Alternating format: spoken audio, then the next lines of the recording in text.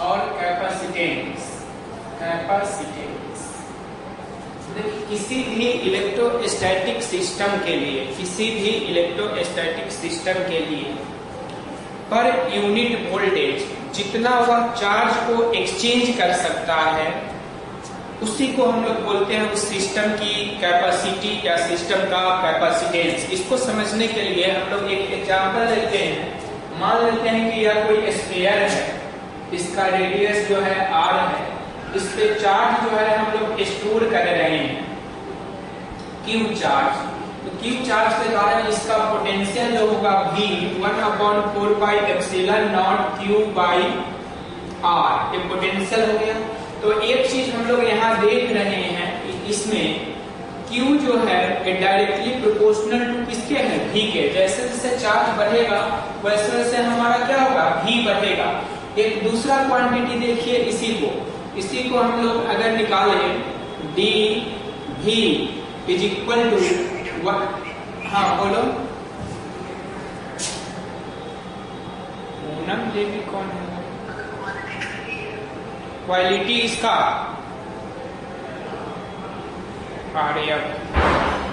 Quality का मतलब क्या, विजिबिलिटी ठीक नहीं है? कोई बात नहीं है, तो आज भर पढ़ लो इसको, कल से जूम पे पढ़ेंगे फिर वापस, ठीक है ना? आज भर पढ़ लो, कल से जूम पे पढ़ेंगे। इसका क्वालिटी वास्तव में ठीक नहीं लग रहा है उतना अच्छा। तो यहाँ देखिए dV is equal to 1/4πε0 dq by r।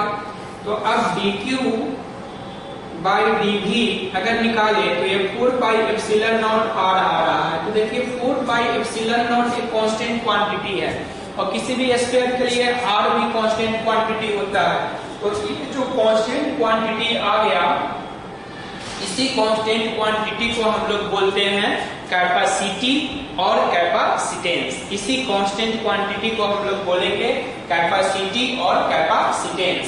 तो इस तरह C का जो फॉर्मूला आया dq बाई dV, इसका मतलब हो गया कि अगर dV का वैल्यू हम लोग 1 ले लें, if dV is equal to 1, तो C का वैल्यू आ जाएगा dq। इसका मतलब है इस फॉर्मूला के आधार पर देखिए कैपेसिटेंस या कैपेसिटी किसी भी इलेक्ट्रोस्टैटिक सिस्टम का जो होगा, हाँ बोलो,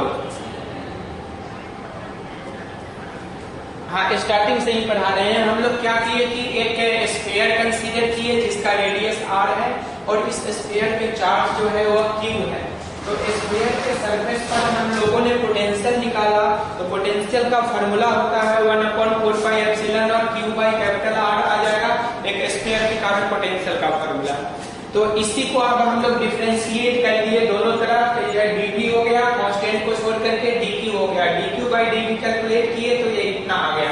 अब ये जो क्वांटिटी आ रहा है वह एक कांस्टेंट आ रहा है। यह कांस्टेंट क्वांटिटी यह हम लोग को बतला रहा है कि यह जो dq बाई dV है वो कांस्टेंट है, यानी rate of change of charge per unit change in potential जो है वह एक कांस्टेंट क्वांटिटी होता है। तो किसी भी इलेक्ट्रोस्टैटिक सिस्टम के लिए उस सिस्टम से rate of change of charge per unit potential जो होगा वह एक कांस्टेंट क्वांटिटी होगा। इसी कांस्टेंट क्वांटिटी के लिए हम लोग एक वर्ड डिफाइन करते हैं जिसको बोलते हैं कैपेसिटी या capacitance of the electrostatic system. अब इसको लैंग्वेज में कन्वर्ट करेंगे हम लोग कि डिफिनीशन क्या निकालेंगे कैपेसिटेंस का। यह हो गया ओरिजिन ऑफ कैपेसिटेंस। हम लोग पढ़ रहे हैं कि क्यों कैपेसिटेंस हम लोग डिफाइन किए। तो यहाँ पर अगर dV का वैल्यू 1 ले लेते हैं तो यह C क्या हो जाएगा, dq के बराबर हो जाएगा इस फॉर्मूला से। इसका मतलब है कि पर यूनिट चेंज इन पोटेंशियल जितना चार्ज का कोई सिस्टम एक्सचेंज कर सकता है उसी एक्सचेंज एबिलिटी को हम लोग उस सिस्टम का कैपेसिटी कहेंगे। जैसे इसको समझने के लिए एक नॉर्मल एग्जांपल लीजिए। जैसे मान लो कि ट्रेन में 2 आदमी जा रहा है, एक आदमी ने पेपर खरीदा 5 रुपया का, दूसरा आदमी उसका पेपर छीन लिया। जो छीन लिया तो जो जिसने खरीदा था उसने भी पुनः वापस छीन लिया। तो अब यह गुस्सा गया, कहा हम तुमको देख लेंगे, तुम हमारा कैपेसिटी नहीं जानते हो, तुम हमारा हैसियत नहीं जानते हो। तो अगला आदमी कहेगा कि तुम तो 5 रुपया का पेपर नहीं खरीद सकते हैं, हैसियत का क्या बात कर रहे हो। तो इस एग्जाम्पल में आपको यह मिल रहा है कि कैपेसिटी जो है वह अमाउंट नहीं है जो आपके पास अवेलेबल है, यानी आपके पास टोटल कितना अवेलेबल है उसको कैपेसिटी नहीं बोलते हैं। आप अपनी अवस्था को बनाए रखते हुए जितना को एक्सचेंज कर सकते हैं बिना अपनी अवस्था में चेंज लाए, उस एक्सचेंजेबल अमाउंट को आपकी कैपेसिटी कहा जाएगी। जैसे मान लो कोई जो है करोड़पति है और उसके बाद वह 10 रुपया भिखारी को देता है, और कोई जो है मिलेनियर है, लाखपति है, और वह जो है 50 रुपया भिखारी को देता है। तो हम लोग कह सकते हैं इसका एक्सचेंजेबल अमाउंट कम है और इसका एक्सचेंजेबल अमाउंट ज्यादा है, तो कैपेसिटी इसका ज्यादा हो गया लाखपति का, एक करोड़पति का कैपेसिटी ज्यादा नहीं हुआ भले ही, लेकिन आपसे पूछेगा टोटल मनी किसका ज्यादा है, तो वो हमारा करोड़पति का ज्यादा है। तो टोटल एनर्जी किसका ज्यादा है, तो उसमें वैरी करेगा, लेकिन कैपेसिटी जो है वो टोटल अमाउंट नहीं है। टोटल एनर्जी को कैपेसिटी नहीं बोलते हैं, कैपेसिटी बोलते हैं कितना एक्सचेंज कर सकते हैं हम लोग पर यूनिट चेंज इन पोटेंशियल।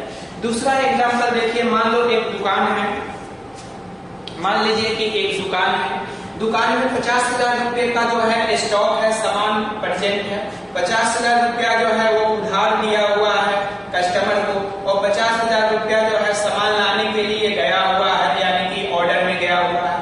अब इसका टोटल अमाउंट जो है 1.5 लाख हो रहा है, लेकिन आप दुकानदार से पूछिएगा आपकी कैपेसिटी क्या है, तो वो बताएगा 50,000 ही कैपेसिटी है, क्योंकि हम अपने स्टॉक को मेंटेन करते हुए मैक्सिमम 50,000 का ही उधार दे सकते हैं, यानी 50,000 रुपए का ही एक्सचेंज कर सकते हैं अपने स्टूडेंट को या दुकान में सामान के मेल को बनाए रखते हुए। मैक्सिमम कितना एक्सचेंज कर सकते हैं, तो 50,000, इसलिए 50,000 कहलाएगा कैपेसिटी, 1.5 लाख कैपेसिटी नहीं कहलाएगा। ठीक उसी तरह यहाँ हम लोग को समझना है कि कैपेसिटी जो है वह एक्सचेंजेबल अमाउंट ऑफ चार्ज है जो पर unit change in potential define करता है। टोटल चार्ज कितना स्टोर हो गया हमारा कैपेसिटेंस पर, कोई भी इलेक्ट्रोस्टैटिक सिस्टम पे टोटल कितना चार्ज स्टोर हुआ, वह टोटल चार्ज जो है वह कैपेसिटी नहीं है, total amount of charge capacity नहीं है।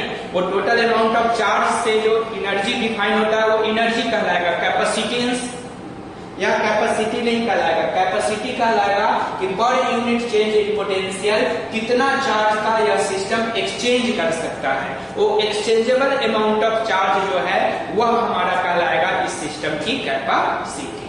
तो अब हम लोग इसको लैंग्वेज में कन्वर्ट कर देंगे, यानी डिफिनीशन लिखेंगे कैपेसिटी का या कैपेसिटेंस का। तो ये डिफिनीशन देखिए, हम लोग डिफिनीशन लिखेंगे the ability of electrostatic system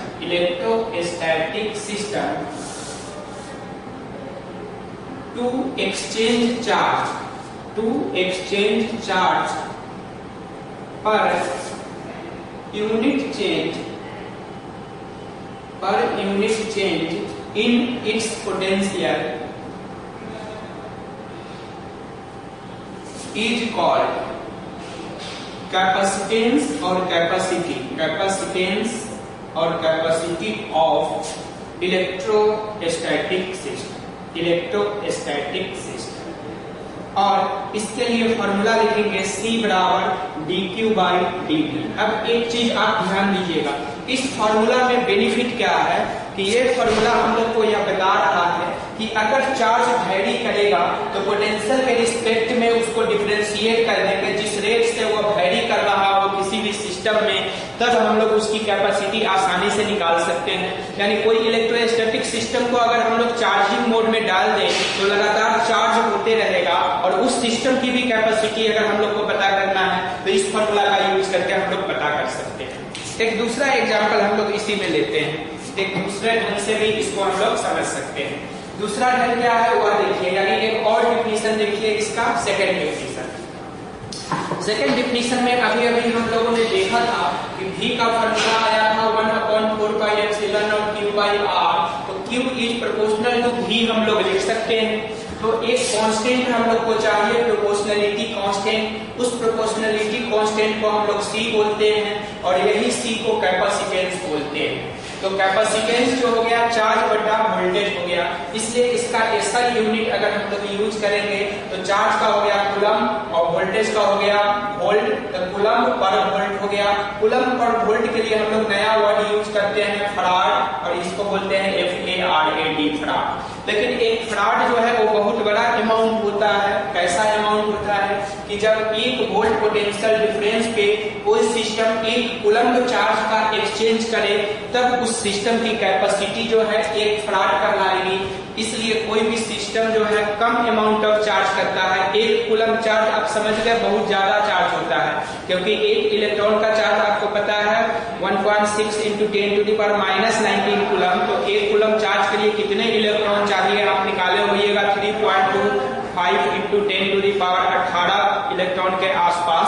तो ये बहुत बड़ा अमाउंट ऑफ चार्ज है। इसलिए प्रैक्टिकल यूनिट जो हम लोग कैपेसिटेंस का या कंडेंसर का या कैपेसिटर का जो यूज करते हैं वो प्रैक्टिकल यूनिट होता है माइक्रोफराड। तो 1 माइक्रोफराड बराबर होता है 10⁻⁻6 फराड। 1 पिकोफराड यूज करते हैं बराबर 10⁻⁻12 फराड। नैनो फराड भी यूज करते हैं तो 10⁻⁻9 फराड। कभी कभी 1 माइक्रोन फराड हम लोग बोलते हैं, जिसको बोलते हैं माइक्रो। तो 1 माइक्रो फराड ऐसा भी लिखने को आपको मिलेगा। तो यहाँ 2 बार माइक्रो है, इसलिए 10⁻⁻6 × 10⁻⁻6 फराड यानी 10⁻⁻12 फराड। यानी जो हमारा पिको फराड है उसको कुछ बुक में जो है इस ढंग से भी दे देता है लिखने के लिए। तो इस तरह यह हमारा प्रैक्टिकल यूनिट हो गया कैपेसिटेंस का, और बेसिक यूनिट हो गया हमारा फराड। तो वह फराड बराबर हो जाएगा 1 कूलम बटा 1 वोल्ट। अब एक बच्चों वाले डेफिनेशन आपसे पूछता है कि व्हाट इज 1 फराड। 1 फराड जो है उस 1 कूलम होगा यहाँ, उस इलेक्ट्रोस्टैटिक सिस्टम का कैपेसिटी है जो 1 कूलम चार्ज को एक्सचेंज करता है 1 पोटेंशियल डिफरेंस चेंज पर। तो 1 कूलम 1 फराड को अगर डिफाइन करना हो तो हम लोग कह सकते हैं कि जब कोई electrostatic system 1 volt potential difference पर 1 कूलम चार्ज का एक्सचेंज करता है तो उस सिस्टम की कैपेसिटी को 1 फराड कहते हैं, जो आपको लैंग्वेज में PDF में लिखा हुआ है। अब इसके बाद हम लोग को एक चीज यह जानना है कि यह तो हो गया इलेक्ट्रोस्टैटिक सिस्टम का कैपेसिटी या कैपेसिटेंस, और वह सिस्टम क्या है, उस सिस्टम को कैसे ऑर्गेनाइज हम लोग करेंगे, कैसे कंस्ट्रक्ट करेंगे, कैसे बनाते हैं, जिसके लिए यह कैपेसिटी एक नया टर्म हम लोगों ने डिफाइन किया है। तो उस सिस्टम को हम लोग बोलते हैं कैपेसिटर। दूसरा नाम है कंडेंसर। तो ये कैपेसिटर क्या है, कंडेंसर क्या है, यह हम लोग जानेंगे। फिर उसका पिक्टोरियल रिप्रेजेंटेशन जानेंगे, फिर उसका यूजेस कहाँ होता है वो हम लोग जानेंगे, फिर उसका पर्पस क्या है, पर्पस ऑफ कैपेसिटर क्या है, ये हम लोग जानेंगे। और तब उसके बाद हम लोग अपने सिलेबस पे आ जाएंगे, जो हम लोग को पढ़ना है, ये भी सिलेबस का ही पार्ट है। तो दूसरी, कभी कभी हम लोग एक बच्चों वाला डिफिनेशन भी बोल देते हैं कि कैपेसिटी क्या है, कैपेसिटेंस क्या है, कैपेसिटर क्या है। तो देखिए किसी भी इसमें हम लोग केवल चार्ज और वोल्टेज का रिलेशन देख रहे हैं। तो कोई भी सिस्टम जो चार्ज को स्टोर करने के लिए यूज किया जाता है उसको हम लोग कैपेसिटर बोलते हैं। बच्चों वाला डिफिनेशन हम लोग बोल सकते हैं। या फिर हम लोग बोल सकते हैं कि कोई इलेक्ट्रोस्टैटिक सिस्टम जिसमें हम लोग 2 प्लेट्स यूज करें, 2 प्लेट्स या 2 सरफेस या 2 बॉडी यूज करें, जिसमें एक बॉडी जो है वो कलेक्टिंग प्लेट की तरह बिहेव करे, यानी कलेक्टिंग सरफेस की तरह, कलेक्टिंग आइडेंटिटी या बॉडी की तरह, और दूसरा जो है कंडेंसिंग की तरह यूज करे, तो वह सिस्टम को हम लोग बोलेंगे कैपेसिटर। अब इसकी फॉर्मेशन को थोड़ा सा ध्यान दीजिए तो आपको समझ में आ जाएगा। मान लो कि यह एक प्लेट हम लोग ले लिए कंडक्टर का, और यह एक दूसरा प्लेट है। अब इस प्लेट को हम लोग बैटरी से कनेक्ट कर दिए तो एक पॉजिटिव चार्ज इस पे स्टोर हो गया, कोई बात नहीं है। दूसरा चार्ज इस पे भेजे, दूसरा चार्ज भी इस पर स्टोर हो गया। अब इस पे पहला पॉजिटिव स्टोर हो गया, इस चार्ज को हटा दीजिए इस प्लेट को। तीसरा चार्ज जब भेजे तो अब यह चार्ज जैसे ही इस पे स्टोर होने के लिए आएगा तो पहले का चार्ज रिपल्सन फोर्स लगाएगा, रिपल्सिव फोर्स, जिसके कारण यह ज्यादा से ज्यादा चार्ज को यह प्लेट जो है स्टोर नहीं कर पाएगा रिपल्सन के कारण। अब हम लोगों ने क्या किया, बगल में एक दूसरा प्लेट ला करके रख दिया। जैसे ही दूसरा प्लेट ला करके रखा तो इस पॉजिटिव के कारण इस प्लेट पे निगेटिव डेवलप हो गया। अब अगर यहाँ हमारा तीसरा चार्ज आ रहा था, अब यह निगेटिव इसको अट्रैक्ट करेगा और यह पॉजिटिव रिपल्स करेगा। फाइनली तीसरा चार्ज आ गया तो यहाँ तीसरा निगेटिव इंड्यूस हो गया। फिर चौथा चार्ज आया तो यहाँ चौथा चार्ज स्टोर हुआ, यह निगेटिव हो गया। इस प्लेट को अगर अर्थिंग कर दे, यानी ऐसा सिस्टम से हम लोग कनेक्ट कर दे जो इनफाइनाइट चार्ज को स्टोर कर सकता है, यानी जिसकी पोटेंशियल जीरो हो, तो ये इनफाइनाइट चार्ज को स्टोर कर सकता है। तो वैसे केस में इधर निगेटिव डेवलप होगा, इधर पॉजिटिव डेवलप होगा, सब पॉजिटिव चला जाएगा अर्थ में, और यहाँ पर चार्ज जो है और ज्यादा स्टोर करने की एबिलिटी इस सिस्टम का बढ़ जाएगा।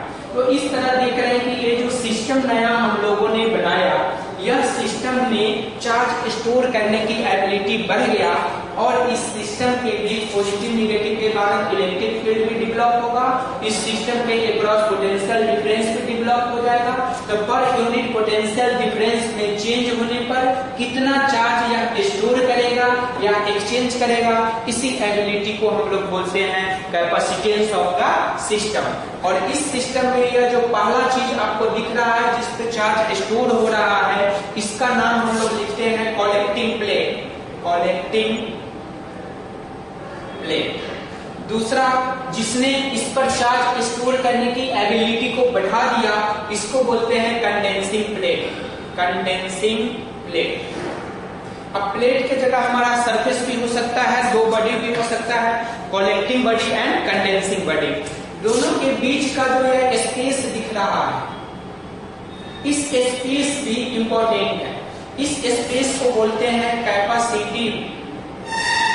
कैपेसिटिव भी बोलते हैं, और पुराने बुक में पढ़िएगा वाकर का या रेसिक मेलिडे का, तो उस समय कैपेसिटेटिव वर्ड भी यूज करते हैं हम लोग इसके लिए। तो कैपेसिटिव स्पेस। अब इस स्पेस में कंडक्टर होगा तब इस सिस्टम का कैपेसिटी क्या होगा। इस स्पेस में दोनों प्लेट को वायर से कनेक्ट कर देंगे तब कैपेसिटी क्या होगा। इस दोनों प्लेट के बीच डाइलेक्ट्रिक मटेरियल भर देंगे कंप्लीटली, तब क्या होगा कैपेसिटी इस सिस्टम का। इसमें पार्शियली भर देंगे डाइलेक्ट्रिक मटेरियल, तब कैपेसिटी क्या होगा। इसमें मान लो आधा में एक प्रकार का मटेरियल और दूसरे में दूसरे प्रकार का मटेरियल भर देंगे, यानी दो डिफरेंट डाइलेक्ट्रिक को भर देंगे K1 K2 का, तब क्या होगा। इसके अपर में दो भर दिए, नीचे में दूसरा भर दिए, तब क्या होगा। यानी डिफरेंट टाइप के क्वेश्चन यहाँ से ओरिजिनेट हो सकते हैं। अगर यह हमारा पहला सरफेस यानी कलेक्टिंग सरफेस जो है वह एक प्लेट हो और यानी पैरेलल प्लेन हो, और दूसरा जो कंडेंसिंग है सरफेस यह भी प्लेन हो, तब हम लोग इस सिस्टम का नाम रख देंगे पैरेलल प्लेट कैपेसिटर, और इस पूरे स्ट्रक्चर का नाम है कैपेसिटर। कैपेसिटर या कंडेंसर, तब इसका नाम हो जाएगा पैरेलल प्लेट कैपेसिटर। अगर मान लेते हैं कि हम लोग का यह एक स्फेरिकल सरफेस है या दूसरा स्फेरिकल सरफेस है, पहले वाले स्फेरिकल सरफेस को हम लोग चार्ज दे रहे हैं तो एक कलेक्टिंग प्लेट की तरह बिहेव किया, और दूसरे वाले को अर्थन कर दिए तो एक कंडेंसिंग प्लेट की तरह बिहेव किया। तो ये जो हमारा सिस्टम बना, इसमें भी हमारा दो सरफेस है, एक चार्ज को कलेक्ट करने वाला, एक कंडेंस करने वाला। तो इस सिस्टम को भी हम लोग बोलेंगे कैपेसिटर, लेकिन यह स्फेरिकल है इसलिए इसका नाम हो जाएगा स्फेरिकल कैपेसिटर। उसी तरह अगर, हाँ बोलो, दिख भी नहीं रहा है, दिखना तो चाहिए, दिख काहे नहीं रहा है।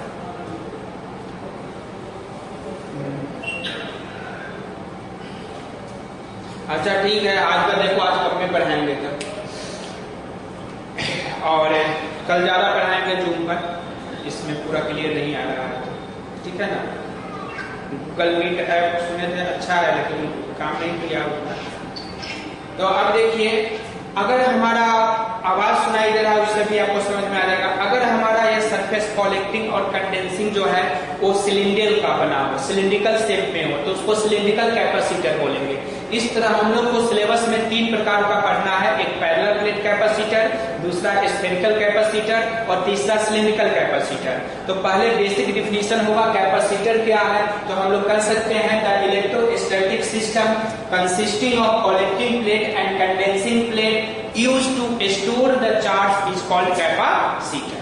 तो कैपेसिटर हम लोग किसको कहेंगे? The system of collecting and condensing plate used to store the charge is called capacitor. तो लिख देते हैं हम definition. The electrostatic system consisting of collecting and condensing bodies। यहाँ बॉडीज लिखते हैं, प्लेट्स यूज कर सकते हैं पैरेलल प्लेट्स के कैपेसिटर के लिए, और बॉडीज यूज करेंगे तो यह हमारा स्फेरिकल के लिए काम आ जाएगा। स्फेरिकल के लिए use to store charge. Charge के जगह पे ब्रैकेट में इलेक्ट्रिकल एनर्जी आप वर्ड डाल सकते हैं। Electrical energy ENERG energy is called capacitor. अब यह कैपेसिटर जो है कभी कभी पूछता है what is the purpose of capacitor. Capacitor का पर्पस क्या है? तो कैपेसिटर का पर्पस होता है चार्ज को स्टोर करना, यानी यहाँ लिख देते हैं, ये सब बेसिक बात है, ये सब केवल जान लीजिए। पर्पस क्या है? To store charge. To store charge, charge को स्टोर करना हमारा कैपेसिटर का काम है। और चार्ज को जो ये स्टोर करता है वो एनर्जी के फॉर्म में स्टोर करता है, इलेक्ट्रिकल एनर्जी के फॉर्म में, जिसको हम लोग पंखा में जो कैपेसिटर लगाते हैं वह बोलेंगे। अब इसका जो है सिंबल यानी पिक्टोरियल रिप्रेजेंटेशन क्या है? Pictorial representation. तो पिक्टोरियल रिप्रेजेंटेशन में देखिए, दो प्लेट हम लोग बनाते हैं, दोनों बराबर, यहां से और यहां से लाइन लगा दी। अब ये दोनों का अगर सेम हाइट है तो इस सिस्टम को कैपेसिटर का सिंबल बोलते हैं, कैपेसिटर। या जो है capacitor of fixed, fixed capacity. इसकी कैपेसिटी जो है वह फिक्स्ड होती है, इसका कैपेसिटेंस जो है वह फिक्स्ड होता है। दूसरा है कि यही दो प्लेट हम लोग ले लिए, एक प्लेट और एक प्लेट लिया, दो प्लेट, लेकिन यहाँ पर जो है यह वेरिएबल है, इसको ऐसे एरो दे देंगे, यह वैरी करेगा, यानी इसकी कैपेसिटी जो है वह चेंज होती रहती है। तो ऐसे केस में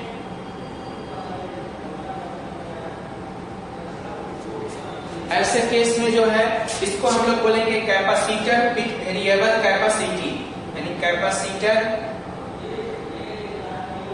विथ वेरिएबल कैपेसिटी। तो यह हो गया वेरिएबल, ये पिक्टोरियल रिप्रेजेंटेशन हो गया। अब इसका यूजेस क्या है? कैपेसिटर का यूजेस जो है आपका इलेक्ट्रिकल अप्लायंस में है। इलेक्ट्रिकल अप्लायंस में, इलेक्ट्रॉनिक अप्लायंस में,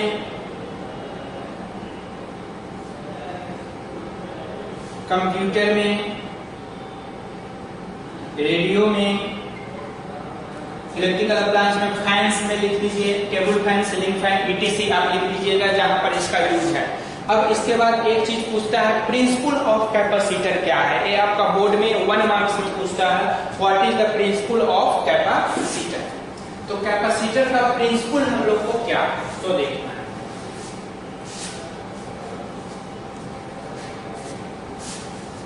तो कैपेसिटर फॉर्म होने का जो बेसिक बताते हैं उन्हीं से देखिए आपको प्रिंसिपल पता चल जाएगा।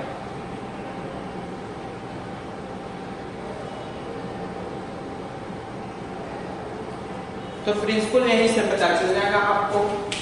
जैसे यहाँ पर हम लोग लिए थे कि यह कलेक्टिंग प्लेट है, चार्ज इस पे स्टोर हो रहा है, आकर के यहाँ आ गया, ये यहाँ आ गया, ये गायब हो गया यहाँ से। जब इसके नजदीक में कोई कंडेंसिंग प्लेट लाते हैं तो इसकी चार्ज स्टोरिंग एबिलिटी बढ़ जाती है, इंक्रीज कर जाती है। तो प्रिंसिपल यही हुआ कैपेसिटर का, यानी कैपेसिटर या कंडेंसर का प्रिंसिपल हुआ कि when A condensing plate is brought near the collecting plate, it's charge storing capacity increases. यानी किसी भी कंडक्टर के नजदीक अगर कोई कंडेंसिंग प्लेट हम लोग ले आएंगे तो उस कंडक्टर का चार्ज स्टोरिंग कैपेसिटी जो है वह क्या हो जाएगा, बढ़ जाएगा। जैसे आप देखते होइएगा जनरली आप जब खाना खाते हैं तो 2 रोटी 4 रोटी खा करके अगर छोड़ देते हैं, आपको कोई बढ़िया डिश ला दिया गया तो उस दिन आप 4 रोटी की जगह 5 रोटी 6 रोटी अगर खा गए, इसका मतलब है कि जिस डिश को लाने से आपका डाइट बढ़ गया तो वह डिश का प्रिंसिपल हो जाएगा। ठीक उसी तरह यहाँ पर जो है कैपेसिटर का प्रिंसिपल हो जाएगा कि when a conducting surface plate या body is brought near the collecting plate, near the collecting body या near the conductor, then its charge storing capacity increases. इस बात को हम लोग बोलते हैं प्रिंसिपल ऑफ कैपेसिटर। अब हम लोग जो नेक्स्ट पढ़ना है हम लोग को, जहां से आपका मेन सिलेबस है, उसका नाम है capacitance of parallel plate capacitor, parallel plate capacitor. इसके लिए 2 बेसिक बात आपको याद रखना है। आज जो कैपेसिटेंस हम लोग पढ़े हैं C बराबर Q बाई V, जब Q हमारा फिक्स हो, V हमारा फिक्स हो, और जब Q और V वेरिएबल हो तो dQ बाई dV ये फॉर्मूला। तो ये 2 चीज आपको ध्यान में रखना है। जब चार्ज अगर फिक्स है तो कैपेसिटी इस फॉर्मूला से निकालेंगे, और जब हमारा चार्ज वेरी करेगा तो कैपेसिटी इस फॉर्मूला से कैलकुलेट करेंगे।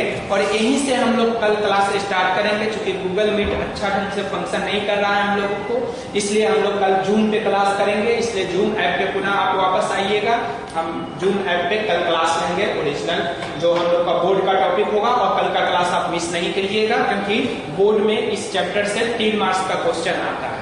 ठीक है, तो कल हम लोग पढ़ेंगे capacitance of parallel plate capacitor, और उसका आपको डीपीपी भी हम आज भेज देंगे या कल सुबह भेज देंगे।